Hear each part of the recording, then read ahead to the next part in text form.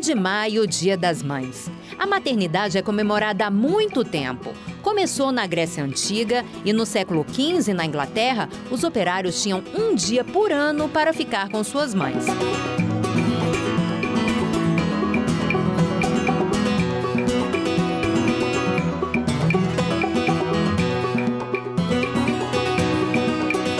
Em 1914, depois de inúmeros pedidos da professora Ana Jarvis, que perdeu a mãe e queria homenageá-la, os americanos oficializaram a data, 9 de maio, data que se espalhou pelo mundo e que chegou também aqui no Brasil. Foi em 1932. O presidente Getúlio Vargas instituiu o Dia das Mães no segundo domingo do mesmo mês. E como o papel de ser mãe tem mudado nos últimos anos? A maioria das mulheres não fica mais apenas em casa e cuidando somente dos filhos. Elas trabalham e muitas dividem com o pai essa tarefa. E claro, tem todo tipo de mãe. Brava, boazinha, moderna, clássica, destemida, delicada, desligada, protetora. Mas o que não muda mesmo é essa ligação super especial entre mães e filhos. Começamos o programa de hoje desejando parabéns a todas as mães. E como você já percebeu, o interesse público ainda vai voltar a este tema, porque há muita coisa séria para se falar.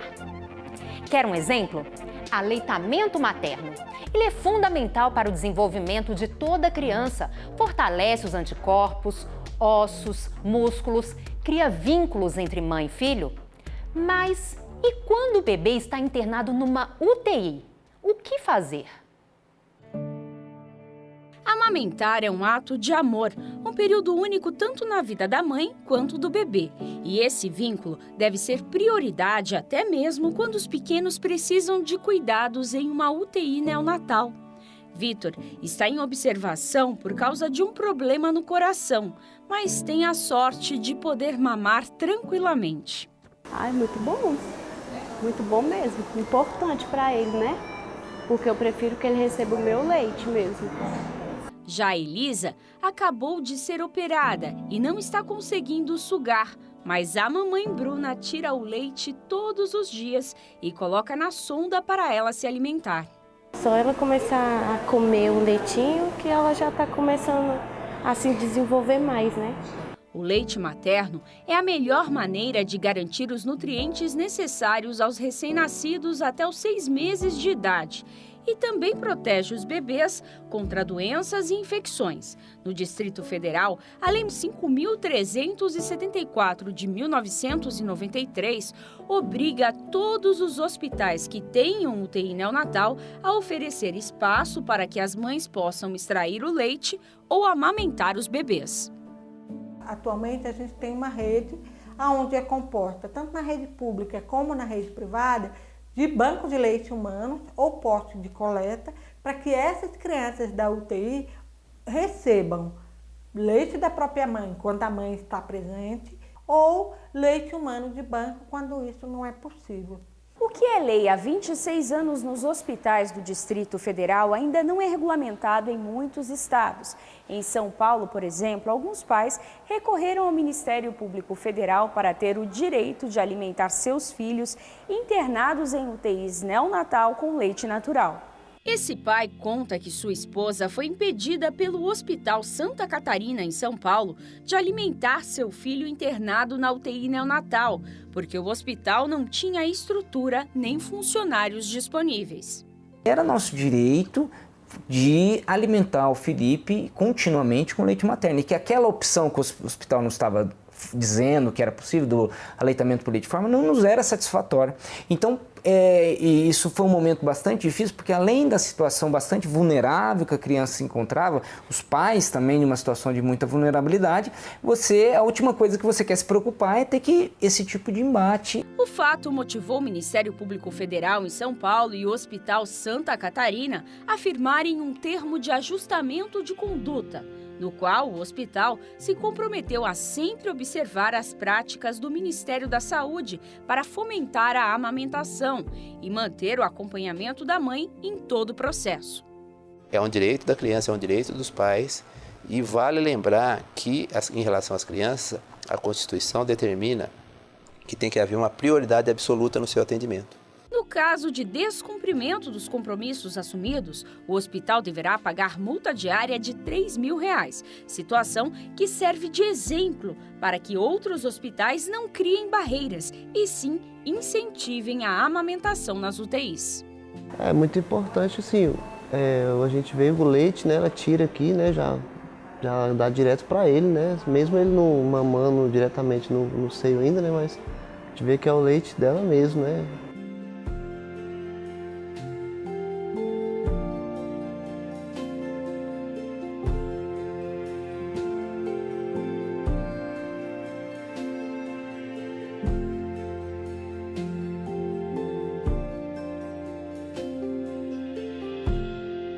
Esse assunto é mesmo muito sério e importante na vida de mães e filhos. E por isso, a doutora Sônia Salviano já está aqui no estúdio com a Aline Barcelos, que vai conduzir esse bate-papo. Aline, é com você.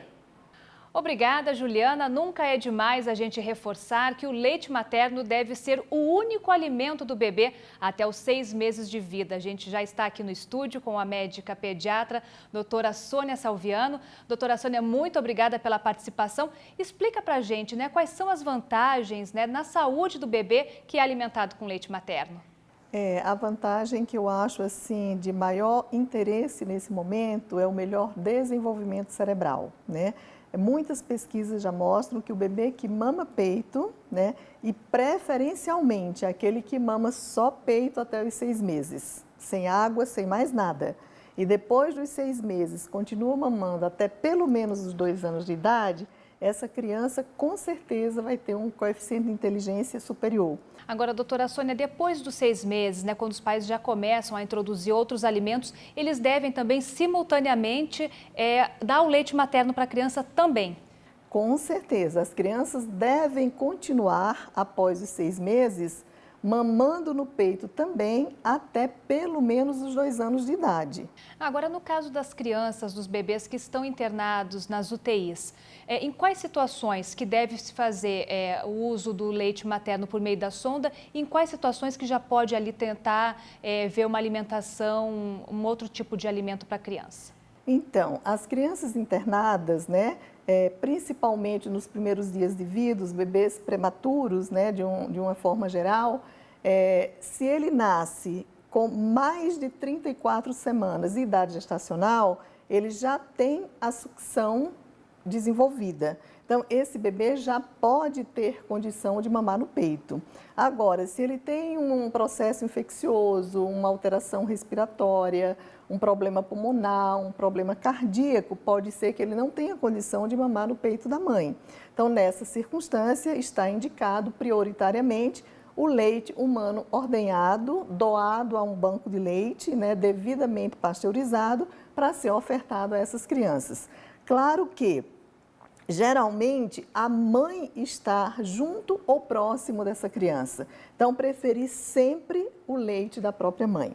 Muito obrigada pelas informações, doutora Sônia. Eu que agradeço, né? E deixo um recado para todas as mães. A amamentação é para a vida inteira, é importante para toda a vida.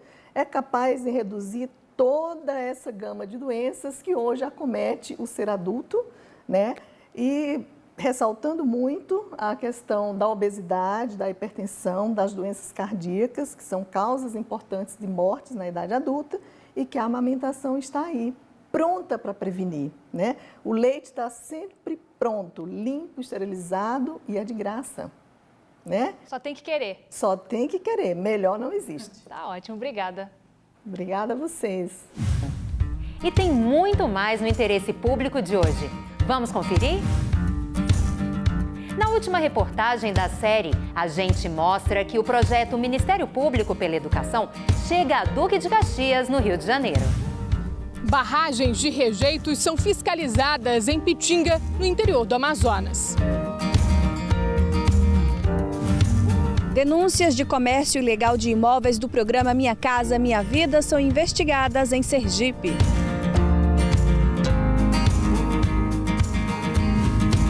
Um relatório sobre os impactos causados pela construção de Itaipu na vida dos índios guaranis. Fique com a gente!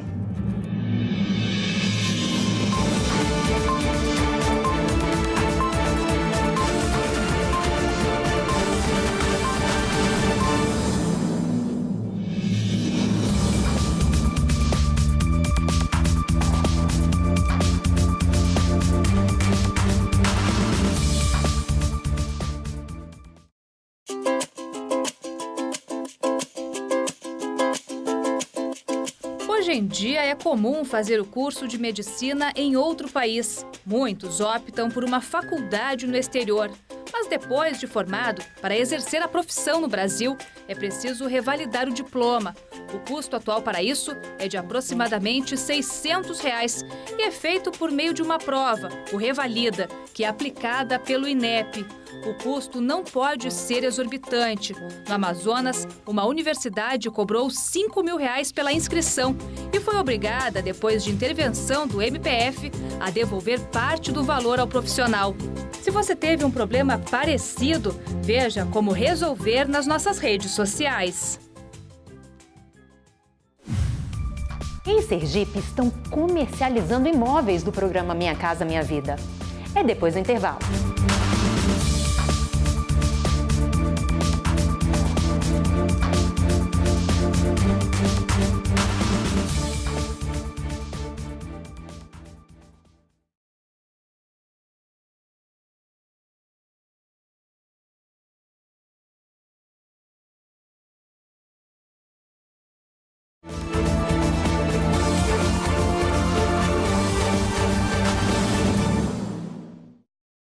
Depois de um processo desarquivado, a mineradora Taboca, no interior do Amazonas, em Pitinga, teve que passar por uma vistoria. O juiz responsável pelo caso considerou que havia crime de poluição e mandou continuar com as investigações para saber se existem outros tipos de crimes. A visita à mineradora Taboca, em Pitinga, localizada a 320 quilômetros de Manaus, foi realizada entre os dias 3 e 5 de abril e contou com a participação de representantes do Ministério Público e de vários órgãos de proteção ao meio ambiente. A gente precisa permanentemente fazer esse acompanhamento, fazer atualizações do termo de ajustamento de conduta ou de qualquer instrumento que for necessário. E, eventualmente, se houver a constatação de algum ilícito ambiental ou crime ambiental, adotar as providências que são atinentes às funções do Ministério Público Federal. O representante da mineradora alega que as fiscalizações do Instituto de Proteção Ambiental do Amazonas, IPAAM, acontecem frequentemente. O IPAAM mantém uma agenda de fiscalização, onde regularmente ele nos fiscaliza. Essa fiscalização que nós estamos recebendo hoje do Ministério Público, ela é bem-vinda. Nós entendemos que um processo como esse, ele tem que ter transparência. Para auxiliar na fiscalização dessas empresas e na identificação de possíveis irregularidades, também é feito o monitoramento aéreo. Temos vários aplicativos também hoje, inclusive livres, que permitem fazer o aerolevantamento. Então, são programas que tornam o voo de forma automatizada, não automática, né? De forma autônoma, ele mapeia e depois ele processa essas imagens fazendo um ortomosaico. Após fazer o mapeamento com esses recursos tecnológicos, o Sistema de Proteção da Amazônia, CIPAM, repassa as imagens para a avaliação do órgão solicitante. Depois da vistoria, foi gerado um termo de ajustamento de conduta. No acordo, foi determinado que os profissionais da Reserva Biológica Rebil do Atumã façam parte do plano emergencial da mineradora, já que as equipes de fiscalização e pesquisa ficam instaladas nas proximidades da barragem, o que facilita a comunicação em caso de situações de risco, minimizando qualquer tipo de dano. Além disso, foi sugerido à empresa que apoie diversos tipos de programas de proteção ambiental.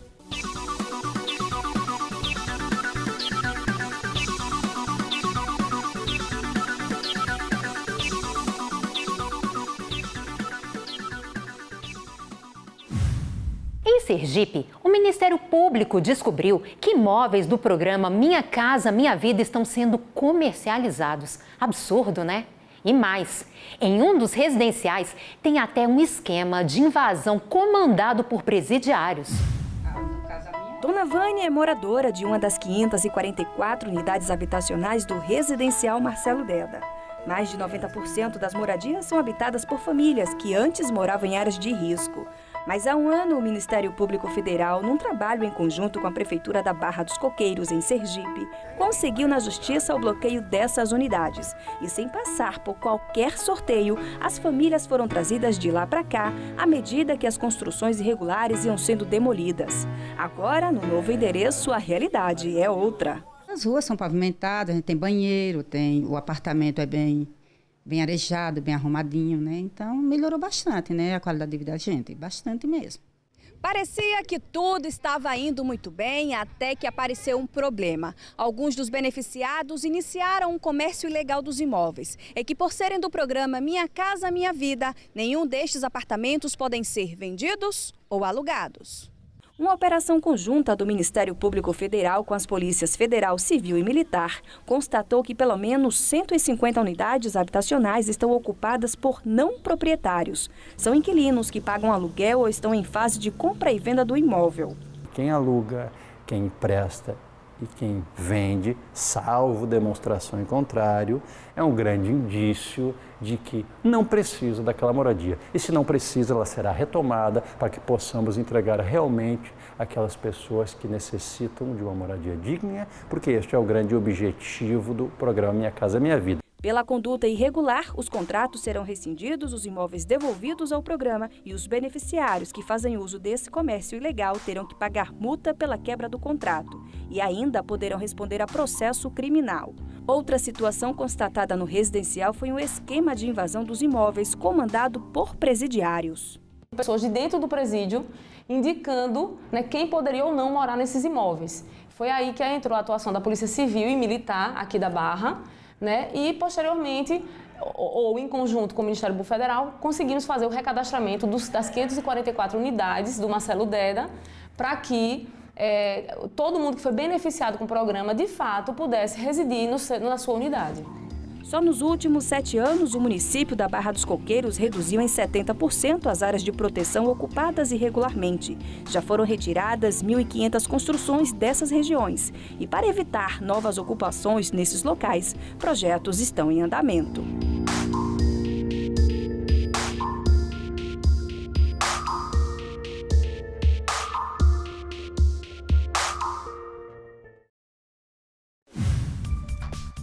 A última reportagem da série sobre educação.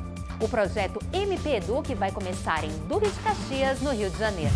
E um relatório sobre os impactos causados pela construção de Itaipu na vida dos índios guaranis. Fique com a gente!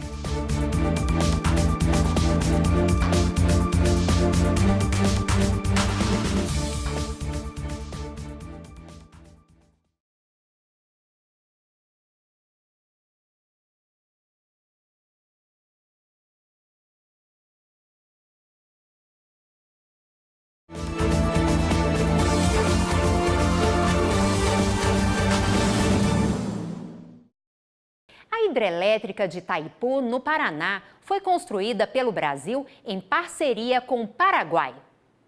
Entrou em operação em 1984 e é a maior geradora de energia do planeta. Mas sua construção provocou impactos profundos na vida dos índios guaranis, que até hoje sofrem as consequências. É o que mostra uma pesquisa feita pelo MPF. A aldeia Ocoí, em São Miguel do Iguaçu, conta com cerca de 150 famílias. São mais de 740 índios vivendo em um espaço bastante reduzido. Tem sido assim desde a construção da usina de Itaipu, na fronteira do Brasil com o Paraguai. Com a obra, parte do Rio Paraná foi represado, formando um lago que causou diversos problemas. Um estudo feito pelo Ministério Público Federal mostra que os índios perderam muita coisa quando a água inundou algumas áreas da região. Dentro desse processo a gente conseguiu identificar que a população guarani estava ali presente o tempo todo, que não abandonou suas terras e que foram fortemente impactados pela construção. Foram obrigados a fugirem dentro de uma lógica de se retirar para resguardar sua cultura, para resguardar suas vidas e posteriormente retornar no momento futuro, quando já tinham condições de se restabelecer. Os índios reclamam da falta de terras e das dificuldades que enfrentam. Muita dificuldade por questão de espaço, e daí os Guarani, com o tempo, foram ocupando o espaço que era da reserva da Itaipu para demonstrar que o espaço daqui da aldeia de São Miguel era insuficiente para tantas famílias, desde moradia, posto de saúde, escola, saneamento também é uma grande dificuldade que os povos Guarani aqui da região vêm passando. E os problemas não param por aí. A pesquisa feita pelo MPF traz dados importantes sobre a atual situação dos Guaranis. O relatório ficou pronto depois de 2 anos e meio de estudos e mostra como vivem hoje aproximadamente 3.000 índios em 24 comunidades aqui no oeste do Paraná. Você tem aí mais de 21 áreas onde os indígenas estão vivendo em situação de acampamento, geralmente debaixo de lona, sem condições produtivas, né, de produzir o próprio alimento, vivendo de doações, de cesta básica, né, quer dizer, sem acesso à educação.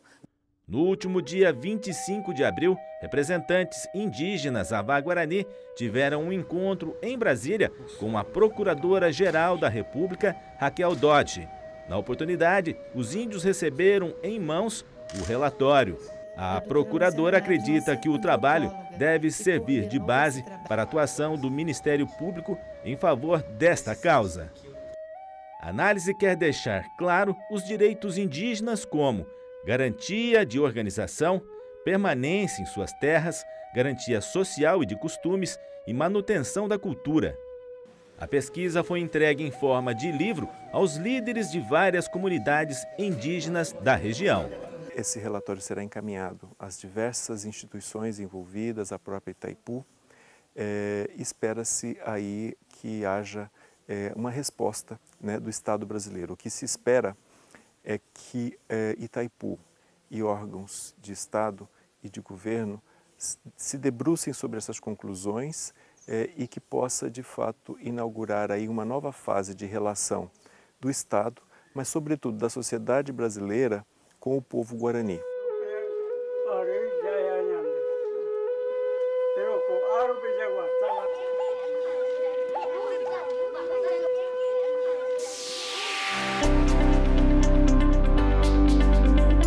Olá, eu sou Aline Barcelos e no Redação MPF de hoje a gente vai falar sobre violência obstétrica. O Ministério da Saúde tentou vetar o uso dessa expressão. A orientação causou reação entre especialistas e grupos de defesa das mulheres.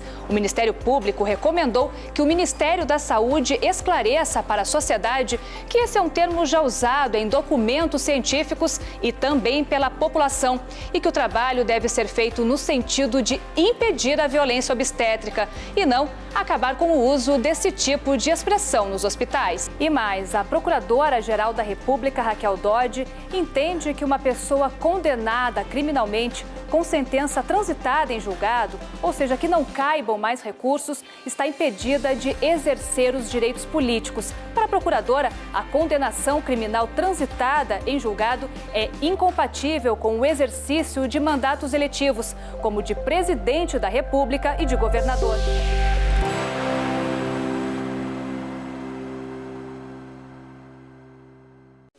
E a nossa série sobre educação chega hoje à sua última reportagem. Nos programas anteriores, vimos que a educação inclusiva é possível e necessária, que os livros têm o poder de transformar a vida das pessoas. E encerramos esse nosso passeio pelo Brasil em Duque de Caxias, no Rio de Janeiro. Por lá, o Ministério Público quer ajudar a mudar a realidade de centenas de crianças com o projeto MP Duque.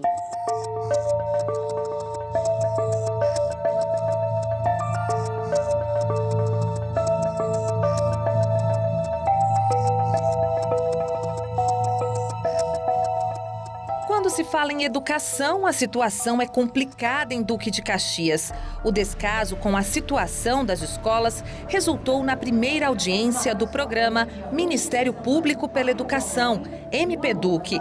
Faltam estrutura, professor e material.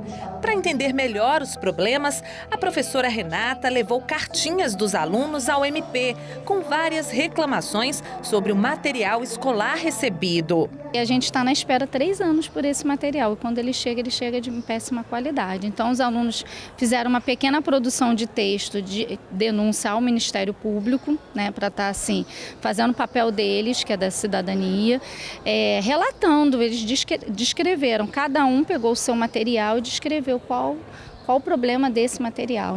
A reunião durou mais de 4 horas. A Procuradora da República e a Promotora Pública do Estado ouviram todas as demandas e estão dispostas a enfrentar uma jornada que ali em Duque de Caxias parece ser longa. A educação vem sendo progressivamente escateada no município, com escolhas equivocadas, né? Dia sim, dia também saem notícias no jornal sobre tetos que desabam, escolas sem fornecimento de material, sem estrutura para abrigar os alunos. Então a gente decidiu dar uma atenção especial ao município. Após essa audiência pública, a gente vai visitar algumas escolas e aí depois nós elaboramos algumas recomendações. Tecnicamente, são orientações do Ministério Público Estadual e Federal para o município, objetivando a melhoria dos seus serviços. Em fase inicial, o MPEDUC é uma promessa de transformação nas escolas de Duque de Caxias, principalmente pelo sucesso alcançado com o projeto em outros estados do Brasil. Quase 2 milhões de alunos e 113.700 profissionais já foram beneficiados desde 2014. E a iniciativa já está presente em 6.268 escolas de todo o país. Sergipe é o estado com o maior número de recomendações expedidas. Foram 300 até no ano passado e mais de 75 cidades já estão integradas ao MPEDUC. Os resultados já estão sendo vivenciados por lá. Por exemplo, com uma merenda escolar muito melhor do que a que era oferecida. Hoje a gente tem salada, arroz, temos mingau, essas coisas. Antes era só, tipo, biscoito, essas coisas menos saudáveis. A estrutura das escolas e o material pedagógico também foram melhorias que trouxeram muitos benefícios. E o acesso ao conhecimento tem chegado para mais estudantes que antes não tinham condições iguais para aprender.